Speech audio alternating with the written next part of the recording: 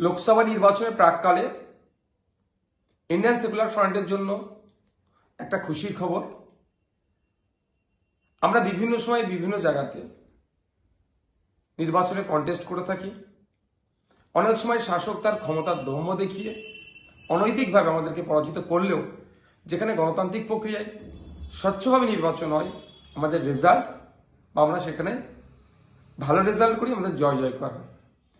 আমরা বিভিন্ন সময় মাদ্রাসাগুলোর অভিভাবক নির্বাচনে অংশগ্রহণ করেছিলাম, ভালো রেজাল্ট হয়েছে। আজকে দক্ষিণ চব্বিশ পরগনার পাথর প্রতিমা ব্লকের গঙ্গাধরপুর অঞ্চলের মতিলাল মাদ্রাসা শিক্ষা কেন্দ্রের অভিভাবক প্রতিনিধি নির্বাচনের মনোনয়ন জমা দেওয়ার শেষ দিন ছিল। আমাদের মনোনীত প্রার্থীরা মনোনয়ন জমা দিয়েছেন, কিন্তু ওখানে বিরোধী তথা তৃণমূলের কোনো প্রার্থী খুঁজে পাওয়া যায়নি। আমাদের প্রার্থীরা বিনা প্রতিদ্বন্দ্বিতায় 5 জনই জয়লাভ করেছে। এটা গণতন্ত্রের জয়।